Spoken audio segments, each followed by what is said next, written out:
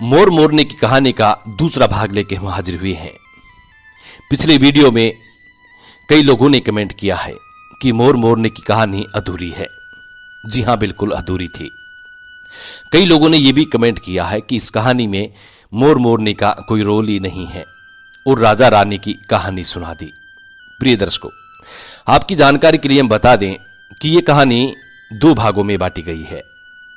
First भाग में अधूरी कहानी थी, दूसरा भाग आज हम प्रस्तुत कर रहे हैं।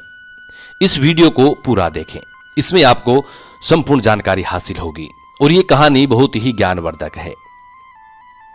प्रिय दर्शकों, पिछले वीडियो में आपने देखा है कि राजा फत्तर का बन जाता है, चींटी वाली बात को वो रानी से कहता है और राजा फत्तर का बन जाता है।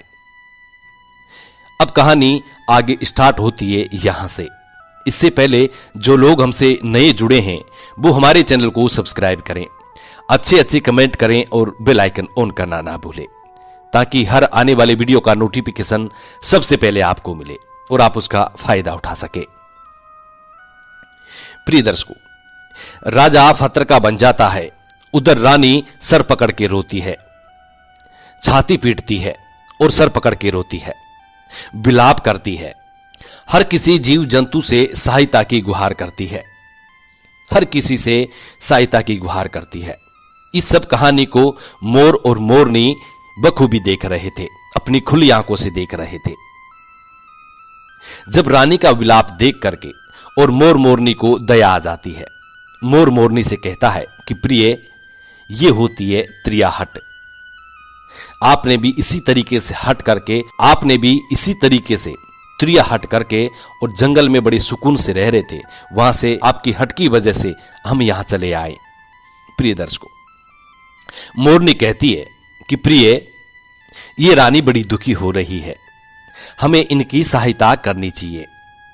ये विलाप कर रही है तो ज्यादा तो सहायता हम नहीं कर सकते, लेकिन कम से कम इसको धीरज तो बंधा ही सकते हैं, यानी इसको विश्वास तो हम दिला ही सकते हैं।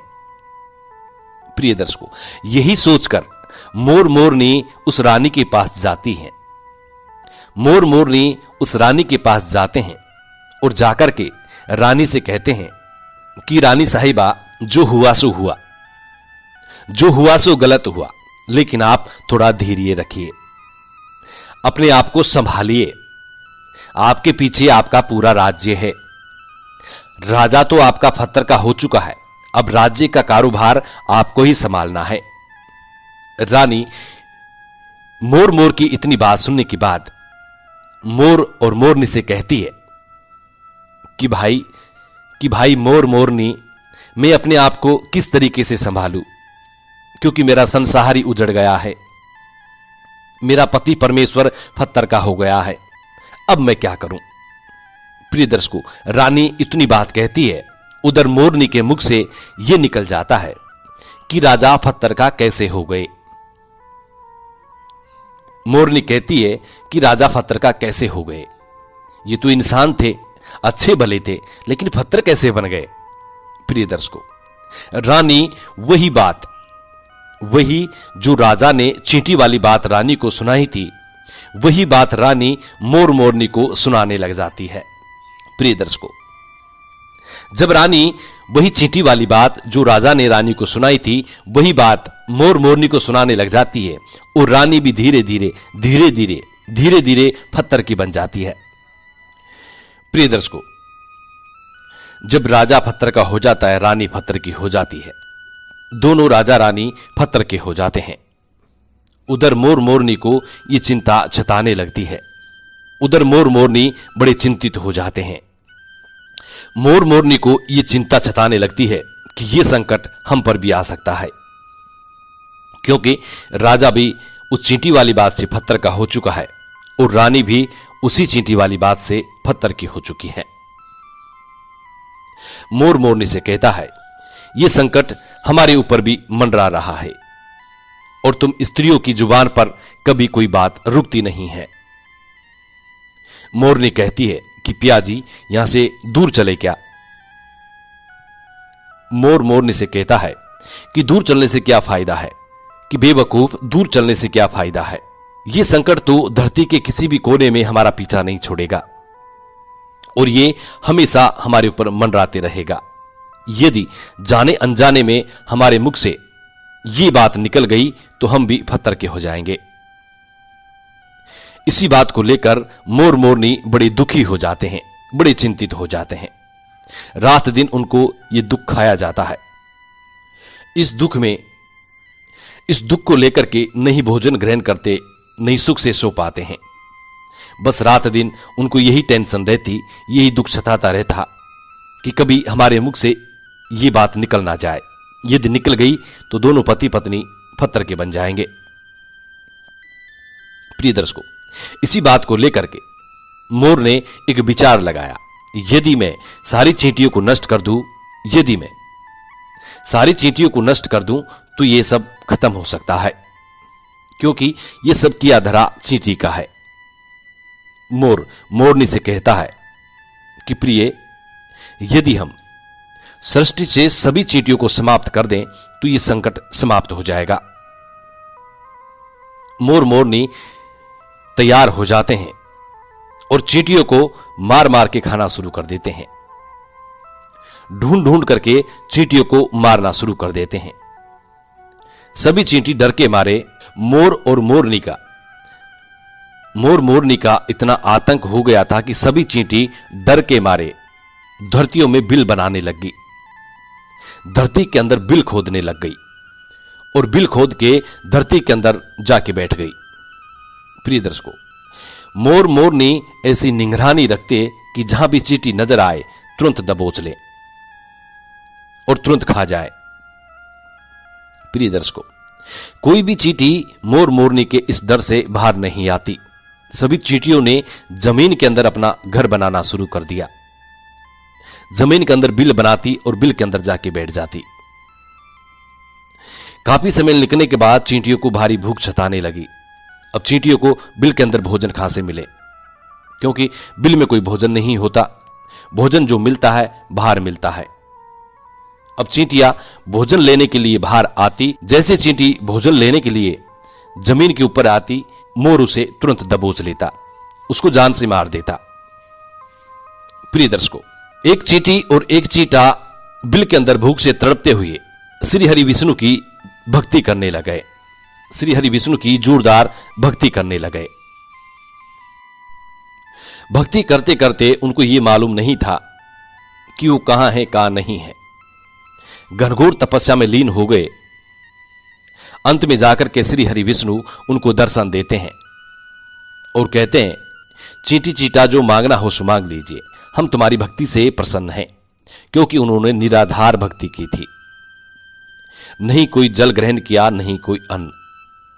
इसलिए श्री हरि विष्णु बहुत जल्दी प्रसन्न हो गए और आके कहने लगे कि चींटा चींटी जो मांगना हो सो मांग लीजिए, हम तुम्हारी भक्ति से प्रसन्न हैं। उधर चींटा और चींटी दोनों न जाने कितने समय से भूखे प्यासे थे। दोनों के मुख से एक ही बात निकलती है कि प्रभु, यदि आप हमें वर देना चाहते हैं तो हमारे पेट में गांठ लगा दीजिए। प्रिय दर्शकों, उन्होंने सोचा कि यदि हमारे पेट ही नहीं होगा तो हम बाहर क्यों जाएंगे और मोर हमें नहीं खा पाएगा। इसीलिए उन्होंने मांगा कि प्रभु हमारे पेट में गांठ लगा दीजिए। भगवान श्री हरि कहते हैं कि तथास्तु। चींटियों के पेट में गांठ लग जाती है। आज भी चींटी के पेट में वो गांठ बनी हुई है, चींटी के पेट नहीं होता। प्रिय दर्शकों, फिर चींटा और चींटी श्री हरि विष्णु से कहते हैं कि प्रभु हमारे पेट में तो गांठ लग गई है, हम सभी चींटी प्रजाति में गांठ लग गई है, लेकिन अभी भी हमें मोर मोरनी से खतरा है। मोर मोरनी हमारे इंतजार में ऊपर जमीन पे बैठे हुए हैं और वो हमें जैसे ही देखेंगे वैसे ही मार देंगे, हमें खत्म कर देंगे। प्रिय दर्शकों, श्री हरि विष्णु और चींटी एक साथ मोर के समक्ष आते हैं। श्री हरि विष्णु मोर से कहता है कि मोर, तुम चींटियों का शिकार करना बंद करो। इसमें चींटियों का कोई दोष नहीं है। जो दोषी है वो राजा था, क्योंकि राजा ने क्राव शास्त्र की पढ़ाई की थी और क्राव शास्त्र के माध्यम से वो सभी जीव जंतुओं की भाषा को समझने में सक्षम था। उसके साथ जिन भाषाओं को समझता था उनका रूप बदलने में भी वो सक्षम था। उन पशु पक्षियों का वो रूप भी धारण किया करता था, और जब वो रूप धारण किया करता था तो उन पशु पक्षियों के साथ वो संभोग बनाया करता था। और जब वो पशु पक्षी गर्भ धारण करते थे तो उनको छोड़ करके ये वापस इंसान बन जाता था, और फिर उन पशु पक्षियों पे जोरदार हंसता था। ऐसी मूर्खता के कारण ही आज ही राजा पत्थर का बना पड़ा है। मोर कहता है कि प्रभु, उनकी पत्नी का, उनकी रानी का क्या दोष है? श्री हरि विष्णु कहते हैं कि उनकी रानी भी इस पाप में भागीदारी है। यदि उनकी रानी उनको रोकती तो ये ज्यादा पाप नहीं कर पाता, इसलिए उनकी रानी भी इसी पाप में भागीदारी है, इसलिए वो भी पत्थर की बन चुकी है। श्री हरि के दर्शन पाने के बाद और श्री हरि के समझाने के बाद मोर कहता है कि प्रभु, यदि हम इस बात को किसी अन्य लोग से कहें जो रानी ने हमें सुनाई है, इस बात को यदि हम किसी अन्य से कहें तो क्या हम भी पत्थर का हो जाएंगे? श्री हरि विष्णु कहते हैं कि तुम्हारा ये श्राप समाप्त हो चुका है। अब इस बात को किसी से कहने पर कोई फर्क नहीं पड़ेगा, आप किसी से भी कह सकते हैं, तुम्हारे ऊपर से यह खतरा टल चुका है। प्रिय दर्शकों, मोर नहीं बड़े प्रसन्न हो जाते हैं। उनकी खुशी का कोई ठिकाना नहीं था। श्री हरि विष्णु अंतर्ध्यान हो जाते हैं, चले जाते हैं। उधर मोरनी का खुशी का कोई ठिकाना नहीं था। इंसान को या किसी भी जीव जंतु को खुशी होती है तो नाचने लगता है, झूमने लगता है, जश्न बनाने लगता है। यही हाल मोर के साथ हुआ। जब मोर को इस बात की खुशी हुई कि उनके ऊपर से खतरा टल चुका है तो मोर नाचने लगा, जोरदार नाचने लगा। उसकी खुशी का कोई ठिकाना नहीं था तो मोर जोरदार झूम झूम के नाचने लगा। जैसे ही मोर की नजर उनके पैरों पे पड़ती है तो वो अपने पैरों को देखता है कि फटे बदसूरत पैर मोर के बने हुए थे।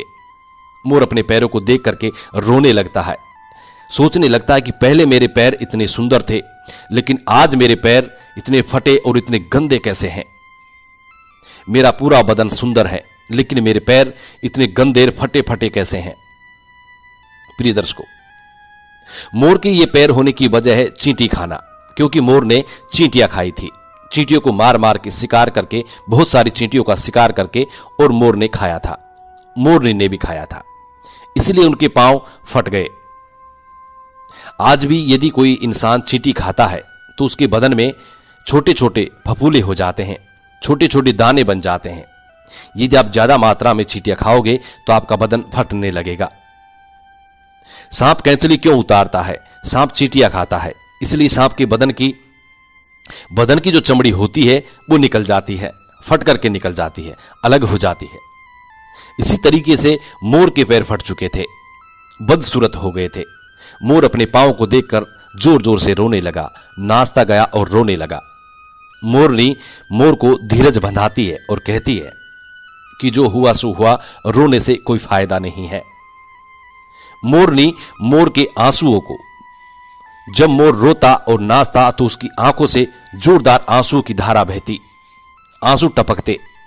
उधर मोरनी मोर के आंसुओं को चुन चुन करके मुख में उठाती, क्योंकि मोरनी मोर को धीरज बंधाती। मोर के आंसुओं को नीचे पड़ने से रोकने की कोशिश करती, लेकिन रोक नहीं पाती। प्रिय दर्शकों, मोरनी के हाथ तो है नहीं, अपनी चोंच से एक एक आंसू को उठाती और अपने मुख में रखने की कोशिश करती, लेकिन कितना अपने मुख में रखेगी, सीधे उसके पेट में चले जाते। जैसे मोर नाचता, आंखों से आंसू गिरते, पांवों को देखता, आंखों से आंसू गिरते, मोरनी तुरंत उस आंसू को जाके उठाती, अपनी चोंच में रखती, दूसरा उठाती तो पहले वाला पेट में चले जाता। इस तरीके से मोरनी हर बार मोर के आंसू को उठाती और मोर नाचता, रोता। प्रिय दर्शकों, उन आंसुओं की वजह से और मोरनी का इस प्यार को देखकर श्री हरि विष्णु फिर दर्शन देते हैं और कहते हैं, आशीर्वाद देते हैं कि तुम्हारा ये प्रेम सदैव ऐसे ही बना रहे, सदैव के लिए तुम्हारा ये प्रेम ऐसे ही बना रहे। प्रिय दर्शकों, इस आशीर्वाद की वजह से, अब इसको आशीर्वाद समझिए या श्राप, इसकी वजह से मोर कभी संभोग नहीं करता, क्योंकि मोर जब नाचता है, अपने पांवों को देखता है, रोता है, उस वक्त उसकी आंखों से आंसू गिरते हैं और उन आंसुओं को मोरनी चुगती है, उठाती है और उसी से वो गर्भवती हो जाती है। भगवान श्री हरि मोर को एक वरदान देते हैं कि तुम्हारी भक्ति धन्य है, कि तुम धन्य हो। एक समय ऐसा आएगा कि तुम्हारे मोर पंख को मैं अपना मुकुट बना के धारण करूंगा। प्रिय दर्शकों, जब श्री कृष्ण का रूप में भगवान श्री नारायण जन्म लेते हैं, इस सृष्टि में आते हैं, तो मोर मुकुट धारण करते हैं। प्रिय दर्शकों, ये कहानी यहीं समाप्त होती है। हम उम्मीद करते हैं कि संपूर्ण कहानी मोर मोरनी की ये संपूर्ण कहानी आपको समझ में आ गई होगी और आप इससे ढेरों सारी प्रेरणाएं भी लेंगे। प्रिय दर्शकों, जो राजा रानी ने किया, ये उनके दुष्टता के कारण वो पत्थर के बने। कभी भी दुष्टता इंसान को नहीं करनी चाहिए। आपके पास कोई भी शक्ति है, कोई भी ताकत है, पैसा है, दौलत है, जो भी है, उसका यदि आप गलत उपयोग करेंगे तो जीवन में आपको पछताना पड़ेगा। एक दिन आपका पतन होना बिल्कुल तय है, क्योंकि यदि आप उन शक्तियों का गलत उपयोग करेंगे तो आपका पतन निश्चय ही हो जाएगा। इसीलिए अपनी ताकत का कभी गलत इस्तेमाल ना करें। यदि आप कुछ उच्च पद पे सर्विस करते हैं या उच्च पद पे विराजमान हैं, तो अपनी ताकत का गलत उपयोग ना करें। हो सके तो प्रजा की भलाई के लिए कार्य करें, गरीबों की भलाई के लिए काम करें, जीव जंतुओं की भलाई के लिए ही काम करें। यदि आप सुख समृद्धि यश वैभव की प्राप्ति चाहते हैं, रावण जैसे अहंकारी का अहंकार नहीं चला, वो भी मृत्यु को प्राप्त हो गए, तो हम तो छोटे मोटे नॉर्मल इंसान हैं, हमारी क्या औकात है। इसलिए प्रिय दर्शकों, इस कहानी का सार यह होता है कि मालिक की भक्ति कीजिए, कभी भी अपनी शक्ति का दुरुपयोग ना करें। हम उम्मीद करते हैं कि ये कहानी आपको जरूर पसंद आई होगी और इस कहानी से आप ढेरों सारी प्रेरणाएं भी लेंगे। प्रिय दर्शकों, आज के लिए इतना काफी। जी नमस्कार, धन्यवाद। मिलते हैं नेक्स्ट वीडियो में, तब तक के लिए राम राम।